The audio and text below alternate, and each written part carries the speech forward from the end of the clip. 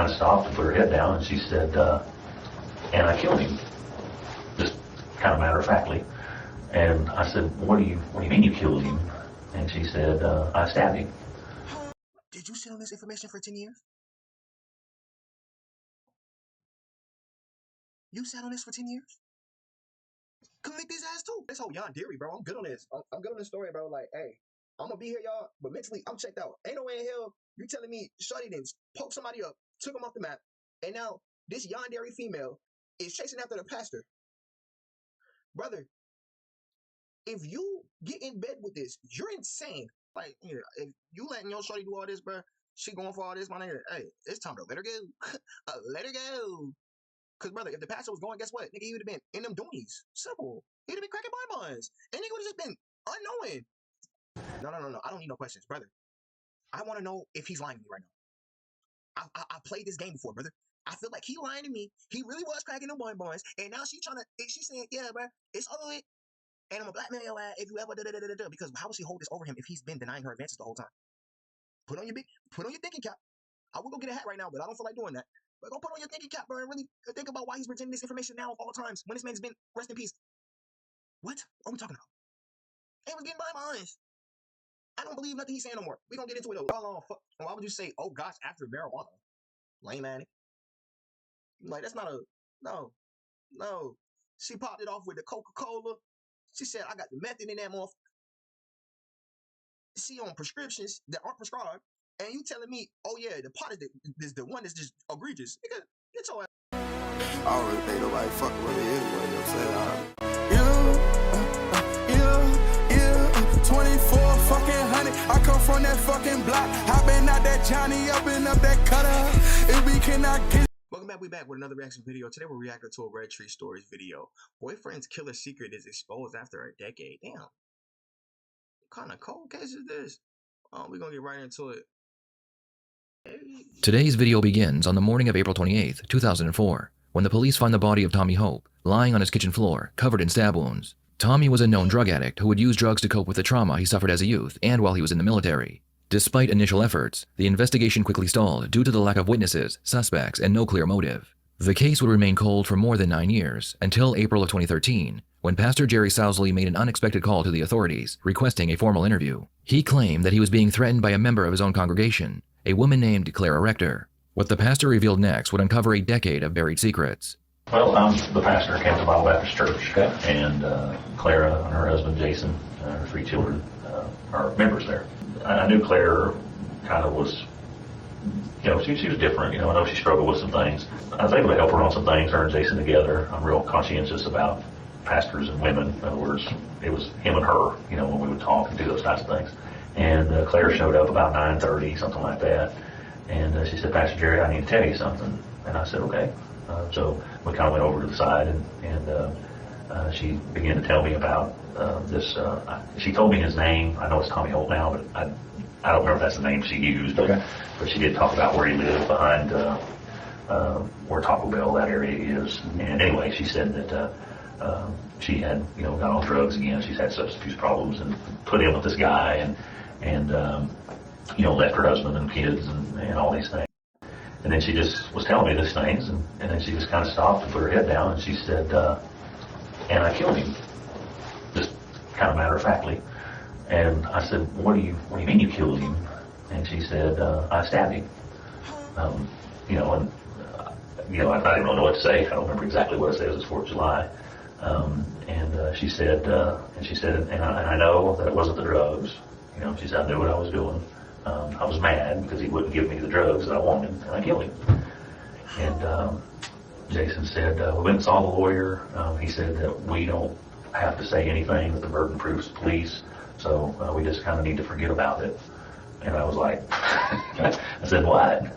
And Claire, she was sitting on the pastor's side. She said, now, Pastor Jerry, if you feel like you need to do what you got to do. Did you sit on this information for 10 years? You sat on this for 10 years? Convict his ass too. Go ahead, we won't be, you know, I always felt like she was wanting to, but her family was holding her back. And I didn't really know what to do. Now I wish I would have went ahead. I called the Christian Law Association just to see, you know, they said, well, you don't have a legal obligation to. The pastor explains that Clara had told her husband and her family what she had done, and after speaking with him and their lawyer, they decided it was best not to go to the police. The detective wants to know why the pastor decided it was time to report the murder, and he is shocked by what the pastor tells him.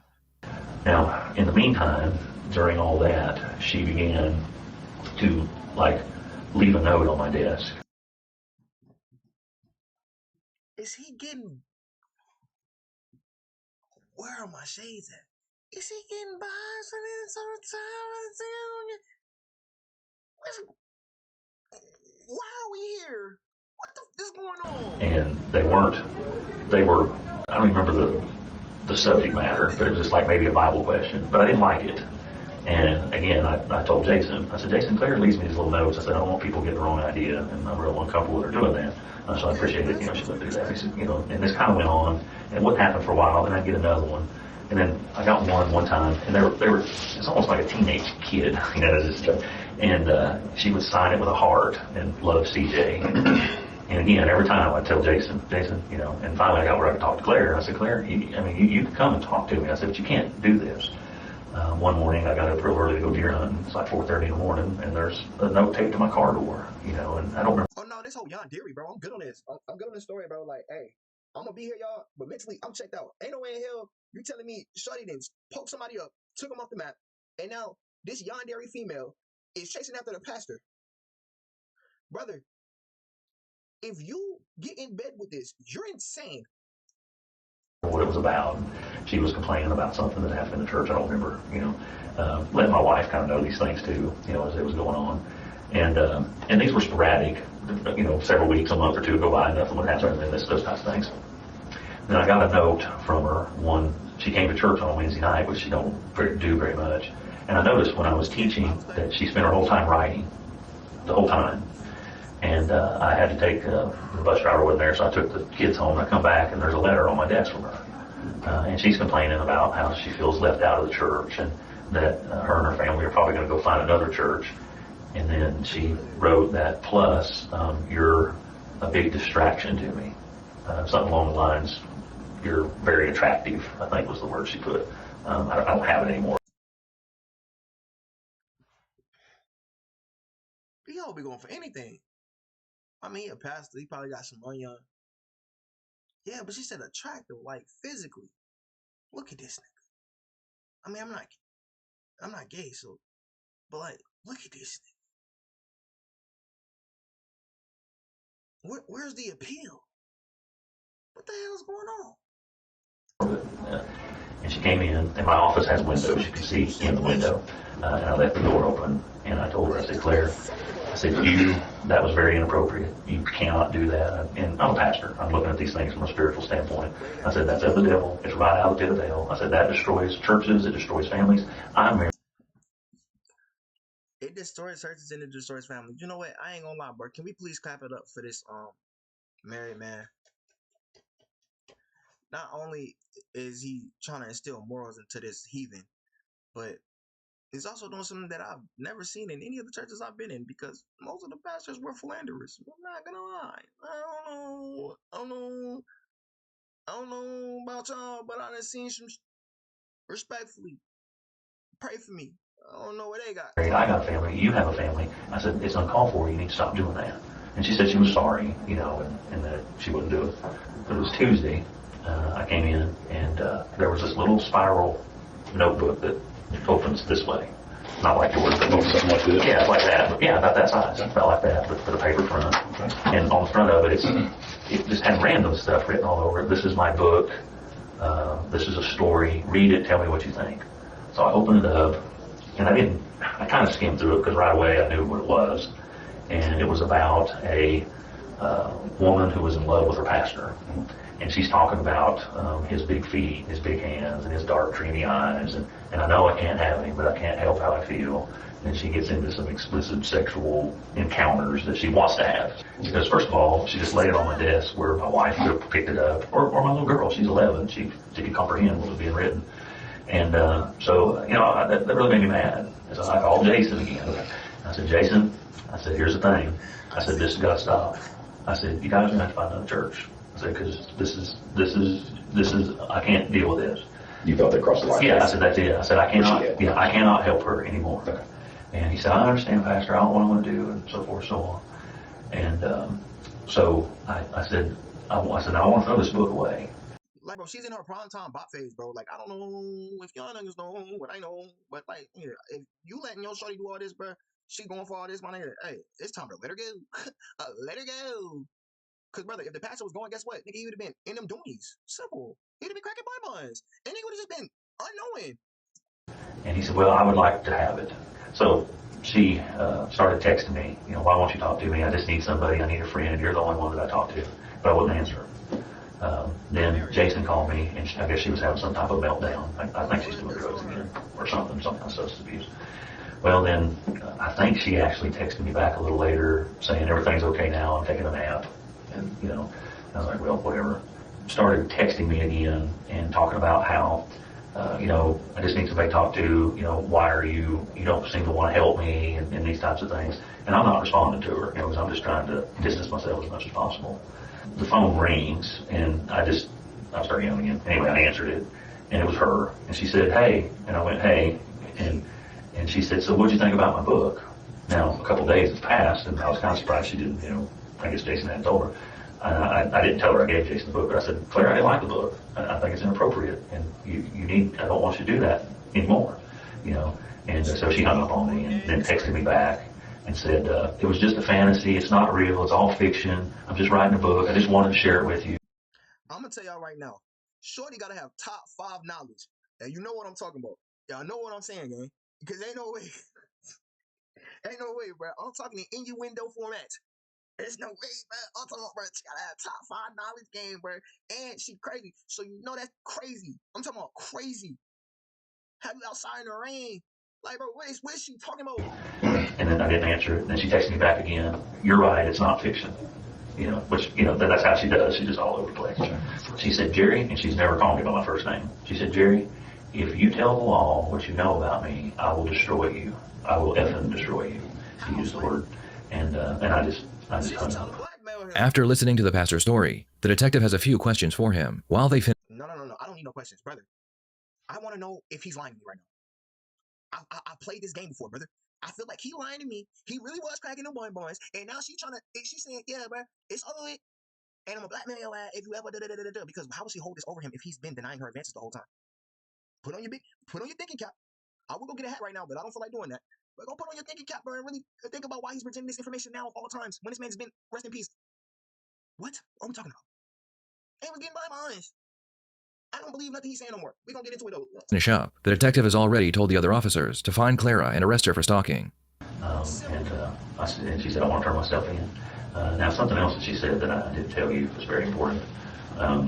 She also talked to me about how she went home and was covered in, and I think, Jason, I want to say they went back there for it. I don't remember. But I do know that she told me that they had burnt her clothes, burning a barrel. Did she tell you that they both went back to the house, or Jason? I for some reason, I don't specifically remember her saying that, but I believe that she did. I believe that they went back to where it happened. If you talk to her, she acts like about a 15, 16-year-old girl. In other words, I watched her interacting with her kids, and she like runs and like, you know, like a kid. You know, she's like just silly. When she said she would destroy me, that's when I said, okay, we gotta take care of this. Okay. So when she says, I will destroy you. Effing destroy you. Okay. What is it that she can do to you that you can possibly think of? Other than destroy my reputation. Sway, how? If you allegedly have never done anything with shorty, how would she be able to destroy your reputation? I mean, she could lie, do allegations, but if you really this upstanding, upright citizen that you say you is, brother, it shouldn't be nothing she could expose about you. I think she's street smart, and she knows she knows the right words to say. You know, like she probably knew if she said "I'll kill you," that would be, you know, very serious. You know, that's kind of an ambiguous remark. Mr. What do you mean by that? And I didn't ask her. I wish I had, but I didn't. I just took it as, you know, like my reputation, you know, and she probably would, you know, say things, you know, that aren't true. My one fear was, what if she went crazy again and killed somebody else, right. and me know? Imagine the guilt. You know, so So it's just kind of come about, it's time to do something. Yeah. Well, I think we all agree that this is the right thing to do. It's a hard thing to do, but sometimes, and I think I've heard you say it, the right thing is hard to do. Yeah, that's exactly right. And sometimes you just got to do it, and because it's just escalating, and I think she would have used this later on down the line. It wasn't going to go away. Yeah. She would have been hounding me from now on with it. So I think you're right. Yeah, The pastor was allowed to go home, and no charges were brought against him for knowing about the murder and not telling the police. What? It wouldn't take long for Claire to be found and brought in for interrogation. The detectives decided they didn't want to scare Claire away, so they tell her she's being investigated for the incident with her pastor. This tactic is used to deceive the suspect into waiving their rights, because the suspect believes they are being questioned about a minor crime. Hey, yo, take notes, y'all. If y'all know y'all get into illegal activities and y'all know y'all might be in this situation, understand, bro. If you got a bigger crime, they might talk to your ass about the smaller crime. Don't talk to their ass about nothing. Respectfully. The suspect knew they were involved in a murder investigation. They may ask for a lawyer. By the time the detectives bring up the murder investigation, the suspect will usually forget all about their rights. I think the reason why you're being held here is because I guess there was an issue with your pastor with this notebook. This whole thing came up, okay? The man he's frightened. I don't know what it is you said to him, what you remember saying to him, or what was in that book, but the man's frightened. And so there's a reason why you're being held here right now until we can determine exactly what's going on. Probably goes back a lot deeper than this book that we're talking about. Apparently, Jason, your husband, has the book right now. And we know the contents of what was in it. Understand that it was a fantasy. We know that that's the way you explained it. One question. Why does Jason have the book? Like still? Let's see if we're going to confront her with the book. Is Jason a cuckold? Can someone explain to me why Jason got this book? Like, bro, she talking about what she want to do to another man. Are you okay? Is y'all good? To the pastor that it's fantasy, that don't know if it was a crush or if it was just a simple fantasy, but you did take the opportunity to write some stuff down and gave it to him and that sort of thing. I had feelings for him that I wasn't going to act on, and I knew that it was wrong to have them, and I couldn't explain it to him any other way.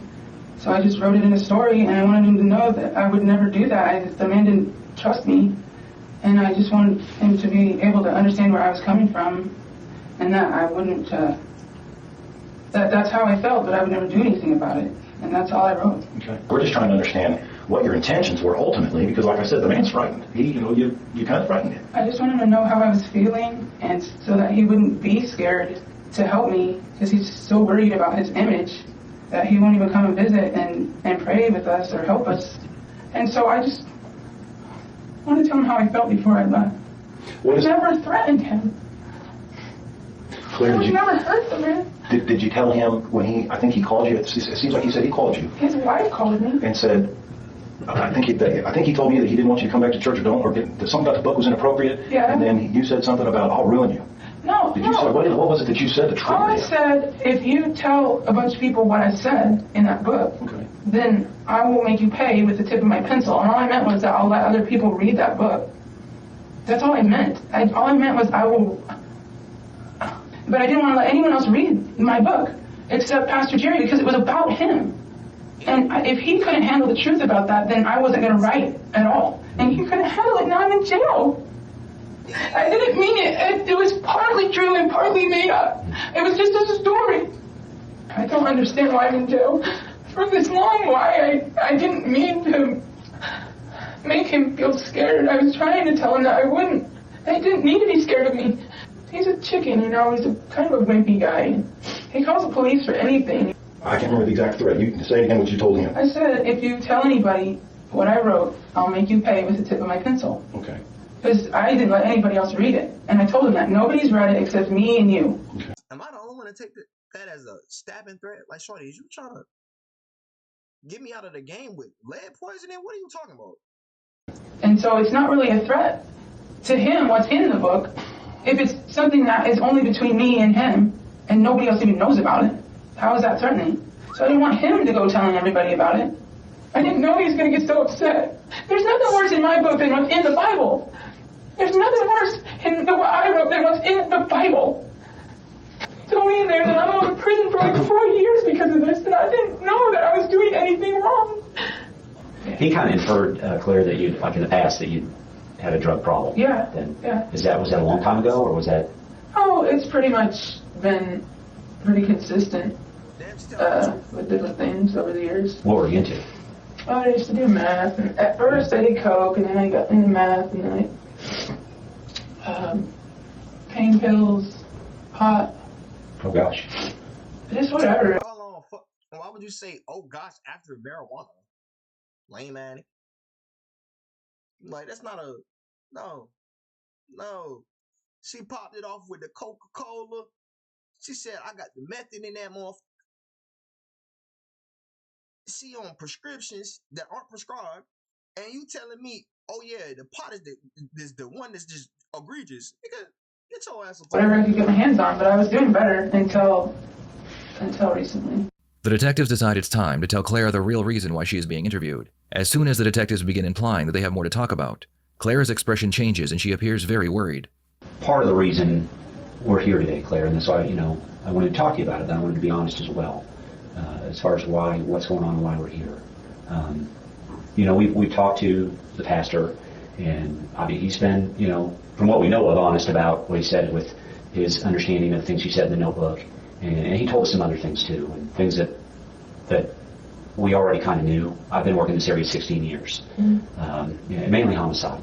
And so I've been around here, been doing this a while, and we go to different churches, but I'm a Christian too. And I believe in God, and I believe that He places things in our path at certain times of our life when the timing is right, when we need to see them. And so I think I know what you're referring to. What do you think it's about? I lied to Pastor Jerry last summer because I was tired of working at the fireworks stand. I told him a bunch of stuff. One of the reasons I wanted to come in here, and Eric and I needed to speak with you about all this, is because what I see is kind of a gathering together of pieces to where it's like the timing is right. And I feel like somebody's trying to tell me something, and if you're a believer, I think you would see that somebody's trying to tell you something. But what we do know, because I talked to you a long time ago, many, many years ago, and what you told me back then was that, you had an affair with Tommy, and that you and your husband were having problems, and that he's the one that got you addicted to drugs. I'm the one that interviewed your husband Jason also. Went out, he was working back then, because he was on the job site. And a detective, Mike Schmidt, and I talked to Jason, and he said the same thing. He told us, yo, it's a Mike Schmidt detective every, yo. Unless it's the same nigga, that can't be the same nigga, but it's a Mike Schmidt everywhere. Flat out, he said, guys, there was a time when I wanted him dead. He got my wife addicted to drugs. The whole reason she was in drugs is because of that man. And he flat out told us, I'm glad he's dead. I'm glad all this happened because I didn't like him. And you know what? Had I been in his shoes, I would have said the same darn thing. I would have had the same feelings. The detectives knew that if they let Clara believe that the only evidence they had was the pastor's testimony, she would either deny telling the pastor or say she was lying to him to get his attention. With that in mind, the detectives spend the next 30 minutes explaining to Clara that DNA investigation has come a long way, and they are able to put her at the scene. For whatever reason, things happened that day and got out of control. Because the only options for guys like us when we look at this is either a person is cold-blooded and they're evil and they planned it, or they have an asshole. It was an accident because I didn't think about it before it happened. It just happened. That's what I believe. But it doesn't matter because I deserve to be in jail for the rest of my life, and that's what I told Pastor Jerry, and he didn't I know, care. you tried to tell him. You did, and he said that. And I scratched my head why a man of God didn't help you there. I wish I had an answer for you. But we're here now, Claire. Well, what do you want me to do? And here's what I think you need from this too. More importantly, it's not about what I think what you need. I just want to tell the truth. I need you to just tell the truth. I want to. Okay. I'm going to be quiet. Just tell me how and what led up to this and what happened. Just tell the truth. He was supposed to get some coke. And he's like, "We'll come back to, later on, sneak out and come back and we'll get high." So I did. I snuck out of my house in the middle of the night because I really wanted to get high. And I showed up down there and the door was locked and he wouldn't let me in, so I had to crawl in through the window and I talked to him for a while, and then he didn't save me any, and I was just a little bit, and so he gave me enough that I got really, really high. But then there was no more, and we just started fighting and arguing, and he was going to ruin my life. And I felt that the only way that I could get my husband to not be mad at me for sneaking out and doing drugs and going back to Tom's, I couldn't see any other way out. I was desperate. All I wanted to do, I wanted to be free from it. Okay. And we just started fighting, and I just grabbed the first thing that I saw and just jumped on his back and started fighting with him, screaming at him that I hate you, I hate you, I hate you. And then all of a sudden he just fell over. At first he was walking around, he's like, you know, we went to the bathroom and he looked at his neck and he grabbed my arms and he made me throw the knife out. And I thought, you know, you're going to be okay. And then he just fell over and I just kind of sat there. I'm like, what the hell just happened? And I didn't know what to do, so I just grabbed the knife and then I grabbed his wallet because I thought it would make it, I didn't want to get in trouble. Yeah. So I just jumped out the window and I ran. I knew I did something wrong. And I knew I was going to get in trouble, but then Jason, I told him what happened and He didn't want you to get in trouble. he didn't want me to get in trouble and I don't want him to get in trouble. We got kids, you know. Yeah. Well, that's why you need to tell the truth. I burned my clothes and I used a grinder and ground up the knife so it was gone. And he just waited. Okay. And he didn't turn me in. Because he didn't want Tommy to ruin my life too, forever, and his and my kids. You can understand that, though. And I know I deserve to go to jail. Can you just not make Jason go to jail for anything? He didn't do anything. That's why I told Pastor Jerry, because Jason didn't do anything wrong. Here's the thing. You're being honest about what happened. And we're going to make sure we get to the truth of that. But I want to say, I'm sorry, Pastor Jerry, that I thought you was a scandalous nigga. He might have been telling the truth. I was just trying to figure out how she gonna ruin your life. Ain't like, why would you not immediately report this? Whatever. to protect Jason, as far as doing the right thing, we need to make sure we're completely truthful about it, because we're going to go back. We're going to have to go back and ask Jason, talk to him. But he didn't do anything, anything wrong. He shouldn't have to suffer for this. I did it. So he got rid of it. Hey, I would have done the same darn thing. Who wouldn't if they loved their Kill wife? me for saying anything.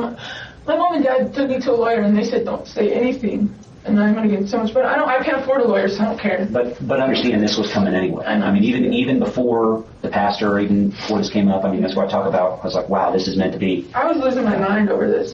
Clara explains that she would sneak out of her home she shared with her husband and 3 children to go use drugs with Tommy. She confesses that she killed Tommy and then fled the scene. When she got home, she told her husband everything, and he helped her dispose of her clothing and the murder weapon. When this happened, I do have a couple questions that I hope you can remember back when this happened. I knew Jerry was going to finally say something and help me finally. But this wasn't about understanding. I mean, Jerry was one tiny piece of this. This was coming.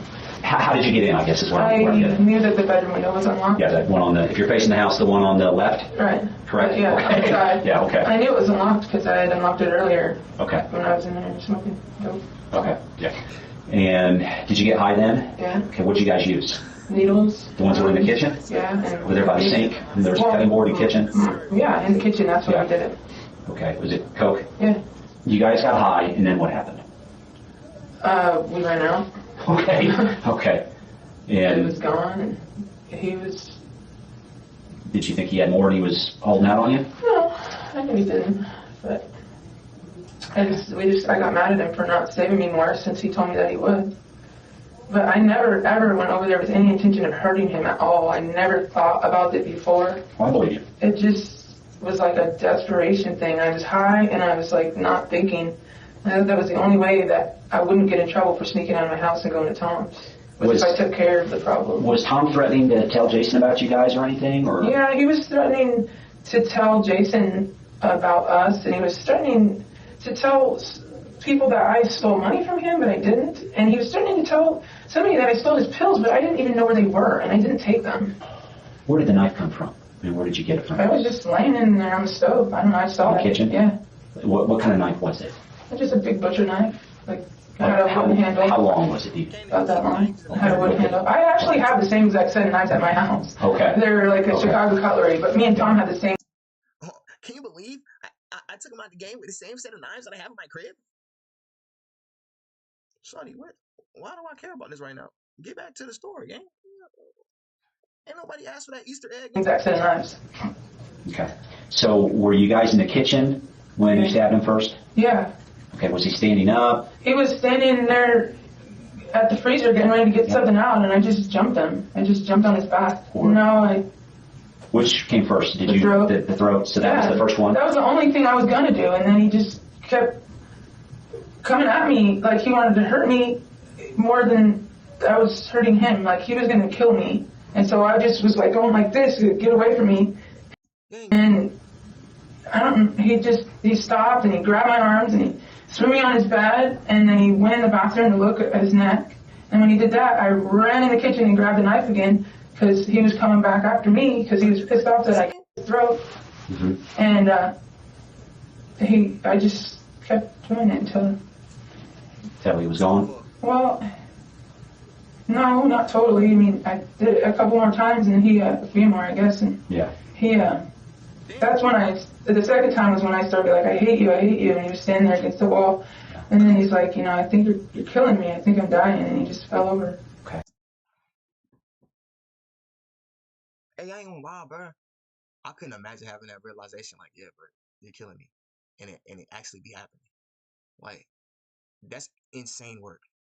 To the point where I don't know what they about to give you, shorty, but if they don't like your ass, something wrong with the system. I can't care. I'm gonna be like, hey, they put her on drugs, but bro, that's what it sound like to me, bro. It sound like background music, nigga. I don't care. Like, what the fuck? Do y'all hear how she's poking gang up right now? Like, And so then what did you do once he was down there? What did you do? And I just kind of sat there for a second and looked at him, thought. I didn't know what to do, so I grabbed the knife, and grabbed his wallet, and... Were there drugs in there, or why'd you take his wallet? Was there drugs or money, or what? Well, there's money. Okay, so you took it for the money. Kinda. Took it for the money. That's not why I did it, but afterwards, I thought that, How much did he have in there? like, not that much. He had a check and, like, a couple $100. Okay. But I thought that... that's not why I did it. Okay, so why did you do it? I already told you. No, the wallet. I mean, you said you took the... Maybe I misunderstood. I took it because I thought that it would, I wanted the money, I guess, so I could get more drugs. Wanted the money, get more drugs. Okay. But that's not why I did it. It just occurred to me afterwards. Okay. I know that's going to get me more time. No, not necessarily. I mean, I don't know that. But so you took the wallet and the knife, and then you said you went out the window? Yeah. Okay. I just jumped out and did a barrel roll and landed on the tires on my back and just ran off by my car. So you get home, walk me through step by step. What happened when you got home? I walked up to him and I told him I did something really bad, and he didn't believe me at first. But then I showed him the knife and the wallet, and he said, I don't know what to do. I guess take off all your clothes. And he took the wallet and the knife and all my clothes, and he burned my clothes and the wallet and everything. Yeah. Where did he burn it at? In a trash can, a metal can. Right there at your house? Yeah. Okay. What about the knife? What happened with the knife? I don't know what he did with it. He left. He went over to his work, Okay. I think, but I don't know what he did with it. Before wrapping up the interrogation, the detective wants to know, after nearly a decade, why did Carla finally decide to tell her pastor what she had done? Why do you think after all these years, I mean, you went to your pastor, in July is what he said, the week of July 4th. Right. What do you think led you up to the point where you decided that it's time to tell somebody? I had been asking Jason about every 3-4 months if he would let me please just tell the truth about it, and he just kept saying no. Ever since it happened, Yeah. you came back, so every 3 or 4 months, ever since it happened, you've been saying, let me tell the truth. Right. Well, that shows a lot about your character. Well, no, it does. I mean, Right. everybody makes I'm a mistakes. murderer. Now, I have a character problem. here's the difference, though. Somebody doing a murder and saying, you prove it, I'm not going to tell you anything, and somebody saying, I made a terrible mistake, and I've been trying to make it right for years. what? I kind of understand what he's saying, bro. But it's like, what? She still cooked the nigga. Like, bro, she still cooked the man. Like, yeah, talk about her character. We could talk about her character, but nigga, I don't know. I guess she could have held information until she passed away. My life is over anyway. It doesn't matter. What matters, I think, is between you and God. Right. That's why I told Jerry, because between me and God, if I don't tell the truth You're right. before I die, I'm gonna be alive. But God knows everything. God knows what you do. So why? What do you mean? I don't want to get to heaven, and I don't want to be. I wanted to be honest. I wanted to tell the truth because I did something wrong. Yeah. And it doesn't matter to me what happens to me. I just don't want my children to get hurt for something that I did when I was just being stupid and getting high. No, I'm actually pretty relieved that then I don't have to hold that secret anymore. Okay. I'm fine. I knew eventually I was going to be institutionalized. I'm just glad it's not in the loony bin like my mom. In the end, Clara was sentenced to 15 years in prison. Her first eligible parole would have been in January of 2024. Her husband, Jason, was initially charged with felony tampering with evidence, but the charge was ultimately dropped, as the statute of limitation had run out. Thank you, Pastor Jerry. You finally helped me. You know what's so crazy, bro? What? If she wasn't trying to throw it at Pastor Jerry, he probably wouldn't even expose her ass. This is insanity. Thank you. And that's the whole problem. You should have done that last year. I was ready. What are your thoughts on this case? Do you believe 15 years was enough for Clara? Should the pastor have been obligated to go to the police? Please share your thoughts in the comments below. Hey, man, that was the end of the video. I don't know why, bro, but my brain wants me to play the new album. This is probably going to be my new outro for y'all niggas, bro. I love, bro. I got to put that goddamn. That Casper, nigga. That shit is stuck in my head, bro. I ain't gonna lie, bro. Lil' buddy crazy, bro. Why they niggas wanna rap like me? We blow for Ben, nigga. For Key, man. This shit for y'all, this shit for y'all. Tap that button, drop a dozen. I bet we send a nigga high. Nigga, I love talking to Benji Frank. High class bippin' to the bank. Nigga, this shit easy. Kick they ass. Louis V, you say go sing. We been lamping on this nigga spot. When he come out, then he toast. Bitch, I ain't spending with no ghost. But when we spend, we turn the niggas cash. Tap the button, hit a nigga shit. And put him on a play. That bitch I line is at that B&B. They all seen what happened. Did the 19X, but I got ranked with the 23. Soon as that bitch look at my chain, she start acting like who is he? I don't need no flags, my shit door Michael Drake, this bitch start speaking rugged. 10 that shit that hit the fat boy, and always see me. I'm the one with the bowl, don't call my phone. Twin just text me on tally, road trap, nigga. I'ma flip the bowl and get the bread. Glock 20 with a button, it's putting shit to bed. Nigga, I run up 50,000 on a 30-day run. Nigga, ARP, same size as baby, and you know it got drums. You talking about wreck, nigga, and you pop. Let's talk about that cash. You heard that wrong, you heard that we bounce out then turn him gas. Nah, Drake can get the yelling, that's how you know we on that ass. What? You wanna make 50K, go grab some bowls and build your phone. That day I tapped the switch, we just 75, I know they ain't make it home. Nigga, I'm the real bitch, that's the real sweat. The 20,000 is how my marries, I was just down to my dick. I don't need no flags, walking the function, bitch, all my J hit. Nigga, I love talking to Benji Frank, high class bippin' to the bank. Nigga, this shit easy, kick they ass. Louis V, you say go sing. We been lamping on this nigga spot. When he come out, then he toast. Bitch, I ain't spending with no ghost, but when we spend, we turn the niggas cash. Tap the button, hit a nigga shit, and put him on a play. That bitch I line is at that B&B. They all seen what happened. Did the 19X, but I got ranked with the 23. Soon as that bitch look at my chain, she start acting like who is he? I don't need no flags, my shit door Michael Drake, this bitch start speaking rugged. 10 that shit that hit the fat boy, and always see me. I'm the one with the bowl, don't call my phone. Twin just text me on tally. Man, something wrong with that nigga, man. Hey, man, that's the end of the video. Make sure y'all like, comment, subscribe, share the video. Share your thoughts on the video in the comment section below. Hit the notification bell so you can stay updated when I drop videos on this channel. I'll catch y'all on the next one. Stay safe, y'all. Baby, slide by to my mausoleum. She got sushi and